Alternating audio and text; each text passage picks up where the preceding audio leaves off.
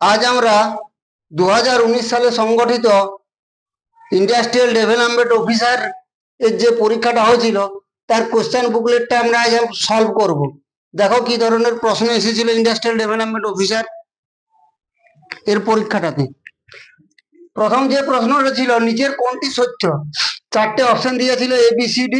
এর অপশনে ছিল √7 + √2 গ্রেটার দেন √6 + √3। বি এর অপশনে ছিল √11 + √3 গ্রেটার দেন √8 + √6। সি এর অপশনে ছিল √5 যুক্ত √3 গ্রেটার দেন √6 যুক্ত √2। ডি এর অপশনে ছিল √15 যুক্ত √5 গ্রেটার দেন √14 যুক্ত √6। তাহলে এইরকম অঙ্কগুলো আমরা, যেগুলাতে এই দিকটা দুদিকটাই যোগ করলে সংখ্যাগুলো সমান হচ্ছে, 7 আর 2 9, 6 আর 3 9, 11 আর 3 14, 8 আর 6 14, 5 আর 3 8, 6 আর 2 8, 15 আর 5 20, 14 আর 6 20। যোগ করলে যেটা দুদিকটাই সমান হয়ে যাচ্ছে, সেই ধরনের অঙ্কগুলো কোনটা বড় কোনটা ছোট নির্ণয় করার জন্য আমরা কি করব, যে সংখ্যাগুলো আছে এগুলার আমরা গুণ করব। 7 আর 2 গুণ করলে কত হচ্ছে? 7 আর 2 গুণ করলে 14। 6 আর 3 গুণ করলে কত হচ্ছে? 6 আর 3 গুণ করলে 18। 11 আর 3 গুণ করলে কত হচ্ছে? 33। 8 আর 6 গুণ করলে হচ্ছে 48। 5 আর 3 গুণ করলে হচ্ছে 15। 6 এবং 2 12। 15 এবং 5 75। 14 এবং 6 84। গুণ করে আমরা সংখ্যাগুলো লিখলাম। এরপর দেখবো কোন অপশনটাতে এই ক্রাইটেরিয়াটা সত্যি হচ্ছে, সেটাই সঠিক উত্তর। এখানে যদি 14 হয়, 14 গ্রেটার দেন 18, 14 18 থেকে বড় নয়, তাহলে এর অপশন বাদ গেল। বি এর অপশনটাতে কি আছে? 33 গ্রেটার দেন 48, 33 ও 48 এর থেকে বড় নয়, বি এর অপশনও বাদ গেল। সি এর অপশনটাতে পরে বলছি। ডি এর অপশনটা কি হচ্ছে? 75 গ্রেটার দেন 84, 75 84 থেকে বড় নয়, তাহলে ডি এর অপশনও বাদ গেল। একমাত্র সি এর অপশনটাতে দেখো দেওয়া আছে 15 গ্রেটার দেন 12, 15 12 থেকে বড়, তাহলে সঠিক উত্তর হচ্ছে অপশন সি। তারপরে একটা অঙ্ক কি ছিল? পি জন লোক পি দিনে পি সংখ্যক কাজ করে, কিউ জন লোক কিউ সংখ্যক কাজ কত দিনে করবে? তাহলে কি বলছে? পি জন লোক পি দিনে পি সংখ্যক কাজ করে এবং কিউ জন লোক কিউ সংখ্যক কাজ করতে কতদিন লাগবে। কিউ জন লোকের কিউ সংখ্যক কাজ করতে কতদিন সময় লাগবে, এটা আমাদের বের করতে বলেছে।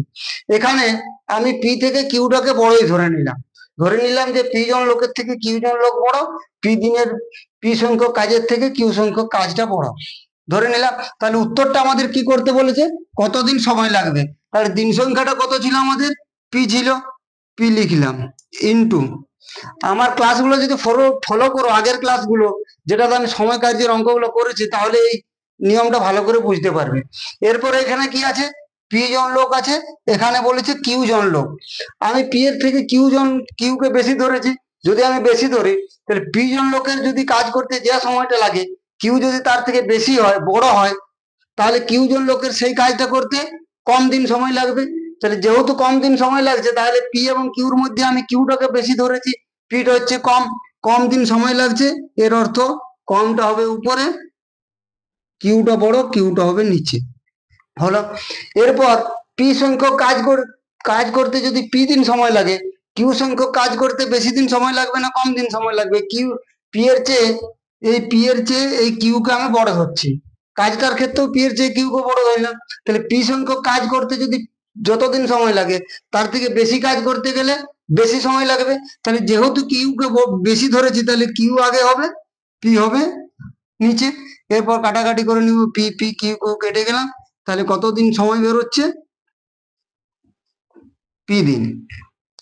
আবার যদি আমি কিউকে ধরে নিলাম যে আমি কিউকে ছোট ধরছি, কম ধরছি, পি এর থেকে কম, তাহলে আমাদের উত্তরটা করতে বলেছে কতদিন সময় লাগবে। পি দিন দেওয়া আছে, পি আমি লিখলাম ইনটু পি জন লোকের যদি পি দিন সময় লাগে, কিউ জন লোকের কতদিন সময় লাগবে? কিউটা আমরা ছোট ধরছি, কম ধরছি, কম জন লোকের বেশি সময় লাগবে। যেহেতু বেশি সময় লাগছে, তাহলে বেশিটা উপরে হবে, পিটা হচ্ছে বেশি, পি কে উপরে লিখলাম, কিউ কে নিচে লিখলাম। এরপর পি সংখ্যকটা যদি বেশি হয়, বেশি কাজ করতে যতদিন সময় লাগে, কম কাজ করতে তার চেয়ে কম দিন সময় লাগবে। তাহলে কিউটা যেহেতু কম হচ্ছে, তাহলে কিউটাকে আগে লিখবো, পিটাকে নিচে লিখবো। কিউ কিউ পি পি কেটে নিলাম, উত্তর কত পেলাম? পি দিন। এই দ্বিতীয় নিয়মটা আমি এই কারণেই বললাম যে হয়তো তোমাদের মনে একটা প্রশ্ন জাগতে পারে যে স্যার কিউকে বড় দেখিয়ে এটা করে দিলেন, যদি কিউটা ছোট হয় তাহলে কি হবে, সেই জন্য আমি এটাও দেখিয়ে দিলাম। তাহলে বুঝতে পারলে যে ছোট ধরি বা বড় ধরি উত্তরটা এগিয়ে বেরোবে। 3 নম্বর অঙ্কটাতে কি ছিল, একটি দেওয়াল ঘড়িতে 6টার ঘন্টা বাজতে 3 সেকেন্ড সময় লাগে, ওই ঘড়িতে 9টার ঘন্টা বাজতে কত সেকেন্ড সময় লাগবে। দেওয়াল ঘড়িতে অনেক দেওয়াল ঘড়ি আছে যেটা ঘন্টায় ঘন্টায় ঘন্টা বাজে। এই ঘড়িটাতে যখনই জাস্ট 6টা বেজেছে তখনই ডং করে একটা শব্দ বেজেছে, এরপর আবার 5বার বেজেছে। 6টা বাজার সাথে সাথেই বেজে গেল ঢং করে, তারপর 6টা বাজার পর আবার 5টা ঘন্টা বেজেছে, তাতে সময় লেগেছে 3 সেকেন্ড। অর্থাৎ 6টার ঘন্টা বাজতে 3 সেকেন্ড সময় লেগেছে, অর্থাৎ 6টা ঘন্টা বাজতে ঢং ঢং ঢং ঢং করে 6টা ঘন্টা বাজতে বিরতি কতবার নিতে হয়, যটার ঘন্টা বাজছে তার থেকে একবার কম বিরতি নিতে হয়, 6-এর থেকে 1 কম, অর্থাৎ 5বার বিরতি।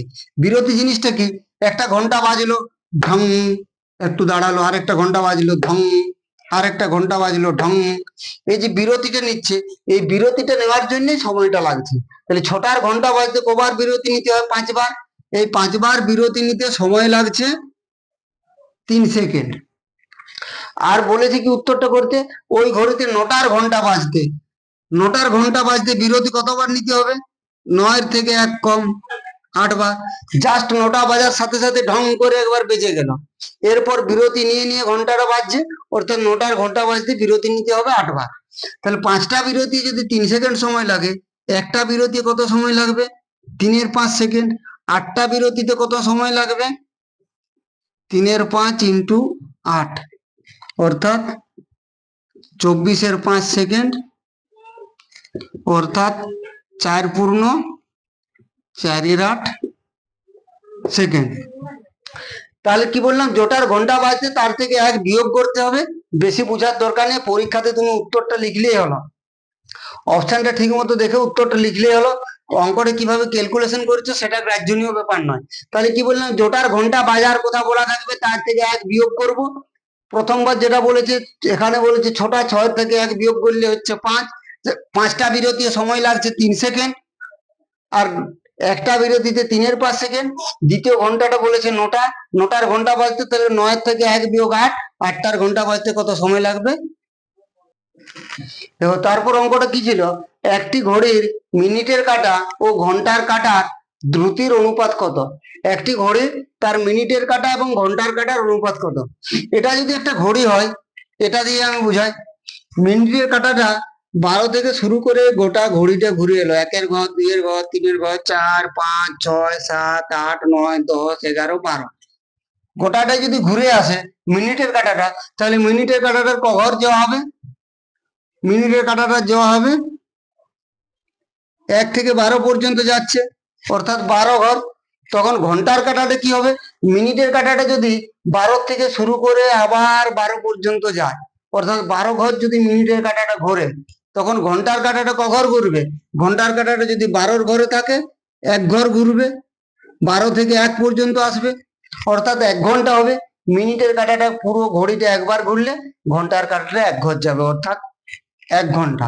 তাহলে 12 ঘন্টার কাঁটাটা যাচ্ছে 1 ঘর, 12:1। তাহলে আমরা পেয়ে গেলাম ঘন্টার কাঁটা ও মিনিটের কাঁটার দ্রুতির অনুপাত কত, 12:1। একটি ভগ্নাংশের লবের সঙ্গে 1 যোগ করলে ভগ্নাংশটি হয় 1/2, আবার হর থেকে 1 বিয়োগ করলে হয় 1/3। ভগ্নাংশটি নির্ণয় করো। একটি ভগ্নাংশ আছে যার লবের থেকে 1 বিয়োগ করলে ভগ্নাংশটি হবে 1/2, আবার হর থেকে 1 বিয়োগ করলে ভগ্নাংশটি হবে 1/3। ভগ্নাংশটি নির্ণয় করো। তবে এই ধরনের অঙ্কগুলো তাড়াতাড়ি করতে গেলে আমাদের অপশনগুলো নিয়ে করাই ভালো। তাহলে দেখো প্রথম অপশনটা কি আছে, 1-এর 5। প্রথমে কি বলেছে, লবের সাথে 1 যোগ। আমরা যদি লবের সাথে 1 যোগ করি, 1-এর সাথে 1 যোগ করলে 2 হচ্ছে, তাহলে ভগ্নাংশটি কি হচ্ছে, 2-এর 5 হয়ে যাচ্ছে। এই অপশন বাদ গেল। বি এর অপশনটাতে কি আছে, 1/3। এখানে বলেছে লবের সাথে 1 যোগ, যদি 1-এর সাথে 1 যোগ করি তাহলে কত হচ্ছে, 1-এর 1 2, 2-এর 3, 1-এর 2 হচ্ছে না, এটাও বাদ গেল। সি এর অপশনটাতে কি আছে, 1-এর 2। লবের সাথে যদি 1 যোগ করি, 1-এর 1 2, 2/2 অর্থাৎ 1 হয়ে যাচ্ছে, 1/2 হলো না, এটাও বাদ গেল।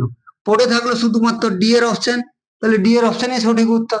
তাও যদি একবার দেখে নিতে পারো লবের সাথে 1 যোগ, 1 সাথে 1 যোগ করলে কত হচ্ছে 2, 2 ডিভাইডেড বাই 4 কত হলো 2 এর 4, কাটাকাটি করলে আমরা পেয়ে যাচ্ছি 1/2। তাহলে ডি এর অপশনটা প্রথম যে ক্রাইটেরিয়াটা ছিল সেটা ফুলফিল করলো।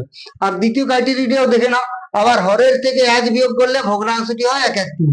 হর কত আছে 4, 4 থেকে যদি 1 বিয়োগ করি কত হবে 3, তাহলে আমরা ভগ্নাংশ 1/3 পেয়ে গেলাম। অপশন ডি হচ্ছে সঠিক উত্তর 1/4, যেটা লবের সাথে 1 যোগ এবং হর থেকে 1 বিয়োগ করলে সঠিক উত্তরেই মিলে যাচ্ছে। একটি ক্লাবে যতজন সভ্য আছেন প্রত্যেকে ততগুলি 10 টাকা চাঁদা দেওয়ায় ফলে মোট 4000 টাকা চাঁদা উঠলো। ওই ক্লাবের সভ্য সংখ্যা কত? একটি ক্লাবে যতজন সদস্য বা সভ্য আছেন, ধরো 5 জন সভ্য আছে, তাহলে 5 জন সভ্য প্রত্যেকেই ততগুলি করে 10 টাকা, অর্থাৎ 5 জন সভ্য 5টি করে 10 টাকার নোট চাঁদা দিচ্ছে, ফলে মোট এটা টাকা চাঁদা উঠলো। ওই ক্লাবের সভ্য সংখ্যা কত? এইরকম অঙ্কগুলো যদি বলে তাহলে যতগুলি করে টাকা দিচ্ছে, প্রত্যেকে যত টাকার করে নোট দিচ্ছে, মোট যে চাঁদা আদায় হচ্ছে সেটাকে ওই যত টাকা করে চাঁদা দিচ্ছে সেটা দিয়ে ভাগ করে নেবো। আগে 4000 টাকা চাঁদা উঠলো, এটা প্রত্যেকে 10 টাকার করে নোট দিচ্ছে, 10 দিয়ে ভাগ করে নিলাম, তাহলে কত হচ্ছে 400। ভাগ করার পর যে সংখ্যাটা পেলাম এটা আমরা বর্গমূল করে নেব, তাহলে সভ্য সংখ্যা পেয়ে যাব। 400 বর্গমূল কত হবে? 20 20 400 পেয়ে গেলাম আমরা ক্লাবের সভ্য সংখ্যা। তাহলে ক্লাবের সভ্য সংখ্যা কত বেরোলো? 20 জন। 20 জনের প্রত্যেকেই যদি ততগুলি করে, অর্থাৎ 20টি করে 10 টাকা দেয়, 20 জন সভ্য আছে, 20 জন সভ্য কি করছে? 20টি করে 10 টাকার নোট চাঁদা দিচ্ছে। যতজন সভ্য আছে প্রত্যেকে ততগুলি করে 10 টাকা, অর্থাৎ 20 জন সভ্য আছে, 20 জন সভ্য 20টি করে 10 টাকার নোট চাঁদা দিল, তাহলে মোট 4000 টাকা চাঁদা উঠবে। অঙ্কটা করলাম কিভাবে? যত টাকা চাঁদা উঠেছে সেটা লিখলাম, ভাজিত যত টাকা করে চাঁদা দিচ্ছে সেটা লিখলাম, যত টাকার নোট করে যে সংখ্যাটা পেলাম তার বর্গমূল করে নিলাম, তাহলে হলো। দেখো 2 বিযুক্ত 5-এর 7 into 2 বিযুক্ত 7-এর 9 into 2 বিযুক্ত 9-এর 11 dot dot dot দিয়ে গেছে 2 বিযুক্ত 201-এর 203 এর সরলতম মান কত? এই ধরনের অঙ্কগুলো যদি বলে তাহলে আমরা প্রথমেরটা বিয়োগ করে নেব, যা বলেছে শেষেরটা করে নেব। যদি বিয়োগ থাকে তাহলে প্রথমেরটা যদি বিয়োগ করি, এটার বিয়োগ করলে কি হবে? 7 লসাগু হবে, 7 দুগুণে 14 বিযুক্ত 5, অর্থাৎ পেয়ে গেলাম আমরা 9-এর 7। শেষেরটা যদি বিয়োগ করি কি হবে?